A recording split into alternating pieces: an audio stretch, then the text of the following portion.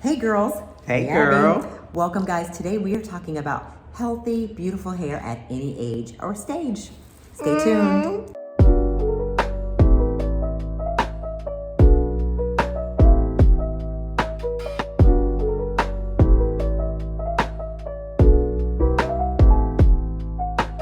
Hey guys. Hey Abby. Hey girl. How are you guys doing? Hey ladies, what's up? Yeah, thank you guys so much for coming back to our channel, Girl, You're Not Alone.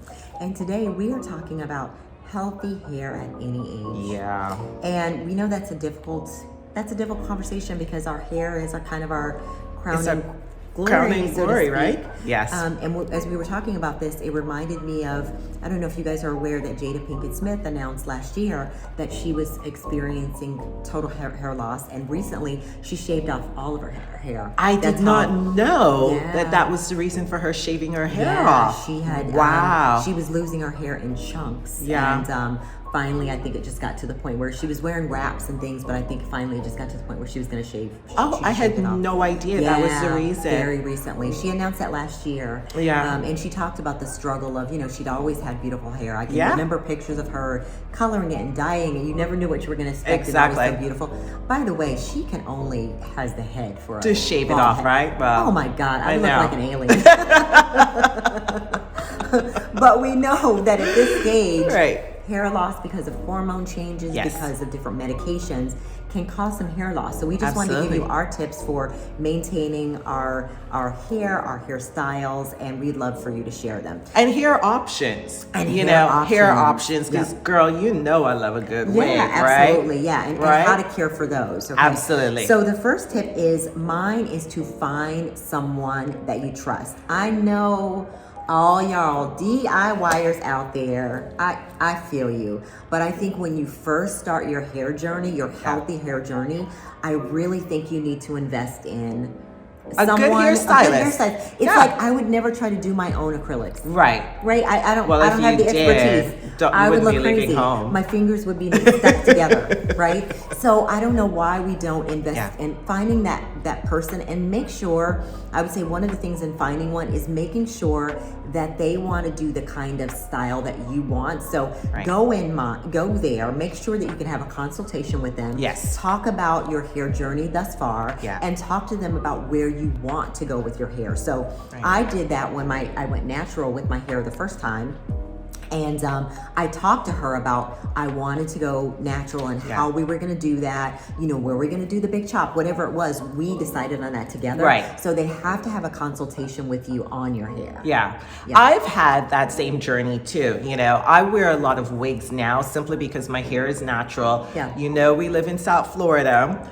I swim, I play tennis, and I have a very active lifestyle. So I wanted something that was going to be low maintenance for me. And a protective style. Protective style that was still going to make sure that my hair was still nice and healthy. And so I opted for the option of wigs. Yeah. Now, don't get me wrong, I love a good wig, but at the end of the day, I also take this off, and I also take care of my hair that's underneath my wig. Right. So find whatever journey, whether it's natural hair, whether it's keratin, whether it's wigs, whatever it may be, you have to decide what that journey is, and make sure you find a person who can help you on that journey. Yes, and even with wigs, Abby actually introduced me to wigs because I would buy wigs and they would just never look natural for me. They just didn't look like I wanted them to work. Right. She works with someone who is a stylist for wigs. So custom wigs. She cuts them, she colors them, and she puts them in a style that works for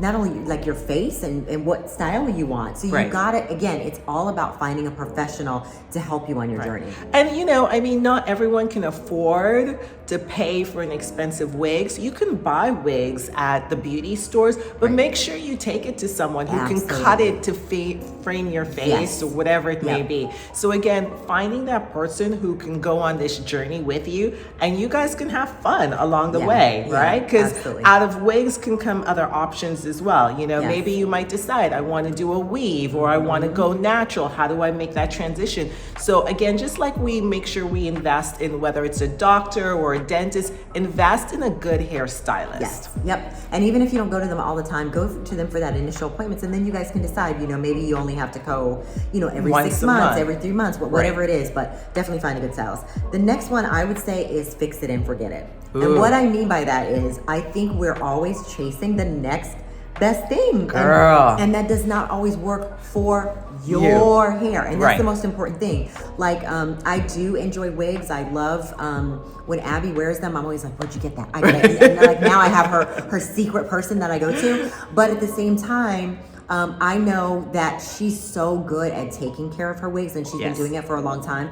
So you've got to do what's best for you, and don't always chase the new shiny thing, because it may not be, whether that's different products or styles or cuts. And I got to tell you, even with natural hair, like I think we all ran toward the natural hair journey. Yes. And natural doesn't always mean healthy. Yes. Right? So I think you still got to make sure that it's going to work for not only your face and the way you want, whatever your style is, but it's got to work for your lifestyle. Yes, absolutely. Like you said, wearing wigs helps you with your active life. It's got to work for your lifestyle. So find a style or styles that work for you and stick to it. And what I love about you is that since I've known you, you've always had this gorgeous, long, beautiful, natural flowing hair. And that's you. That's who you are. That's part of your lifestyle. That's what works for you. But you also invest in making sure that you get it maintained, whether it's, getting your trims, getting your treatments, getting your colors, all of those things. So whether it's a wig, whether it's a natural hair, whether it's, whatever it is, keratin, whatever it may be, you have to make sure, again, that you're not chasing all the trends that are out there. You're actually finding something that works for you and your lifestyle, and then you're just making it work for you. Yes, I've had the same hairstylist for at least 13 years. See, you're loyal. And when I tell you that, no joke, no one else has ever done my hair. And it's because I know that her value is on the health of my hair first. Absolutely. So I have gone to her and been like, oh, look, I found this. I want this. And she's like, we're not doing that today. And I've actually gone to your hairstylist, and she's amazing. And really, what I love about her is that her value is about taking care of the hair. It's not about cutting the hair. It's not about coloring.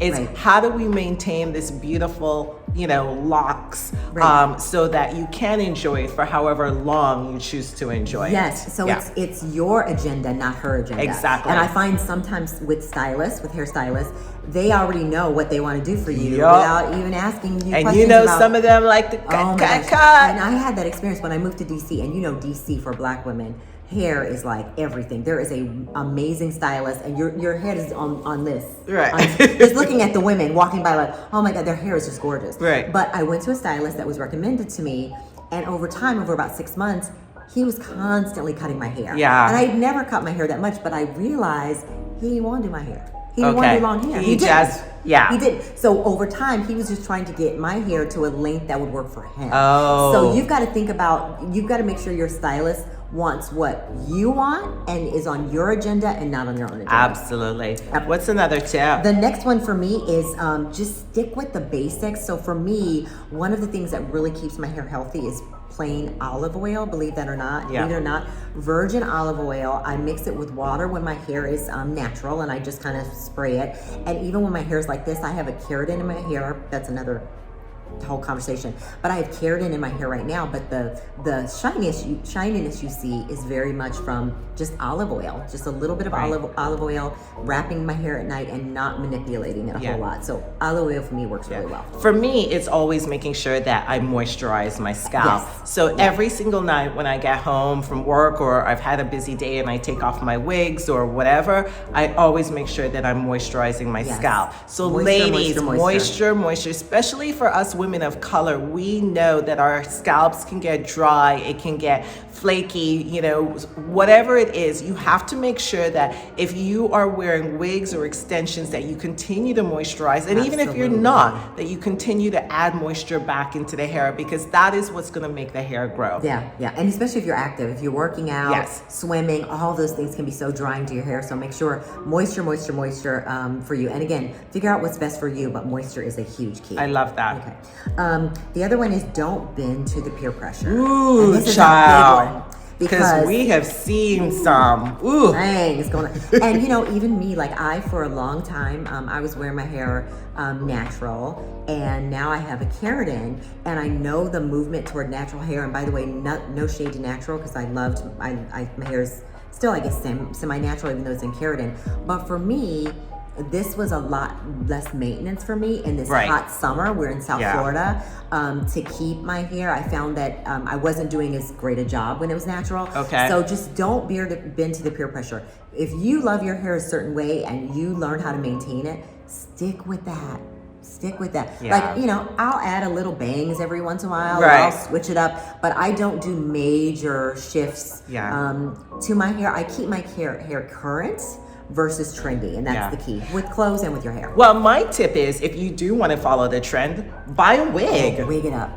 Wig it up. Yeah. Absolutely. So sometimes I'm feeling like I want short hair, but I'm not ready to make that big chop. Or color in your hair, color, which can right? be really drying and Absolutely. damaging sometimes. Yeah. So one of the things I will do is invest in a wig. And then when I'm bored or I'm done with it, bye, see you. Yes, that's a really good one. And then the final one we have here is invest in good products and tools for your hair.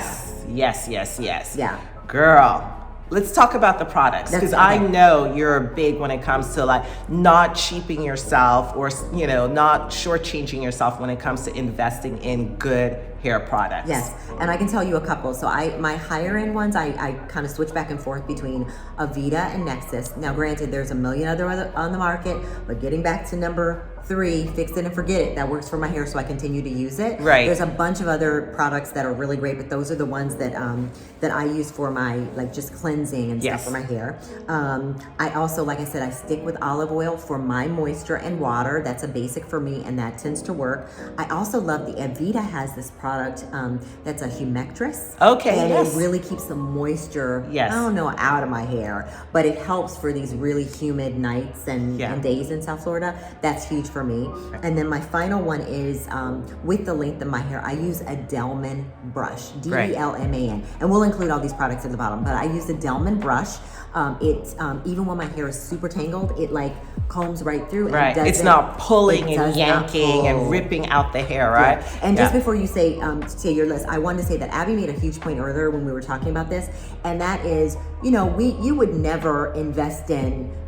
It's like investing in things for your skin or for your nails. You know, you get what you pay for. So you've got to invest in the tools, whether that's, you know, curling irons, whether that's, you know, hairpins, whatever it is. Like, invest in the tools for your hair like you would for anything else. Yeah, absolutely. I'm like you, so I have a couple of go-to products. For me, what is it? L'Oreal Mythic Oil. Oh my God. Yes, Can I tell you? I buy it in bulk because it's something I use in both my hair as well as my daughter's hair. And it's one of those products that does not dry out the hair. It keeps it nice and healthy and moisturized. So I love anything by L'Oreal. L'Oreal Mythic, hook me up, L'Oreal. And also, and as a lower end product, I also have their non-sulfate shampoo and conditioner. Yeah, you're right. Absolutely. That L'Oreal product is the bomb. I have that. I use that on my daughter's hair. It's amazing. Yeah. And then also, I do a lot of what do you call it? Leave-in conditioners. So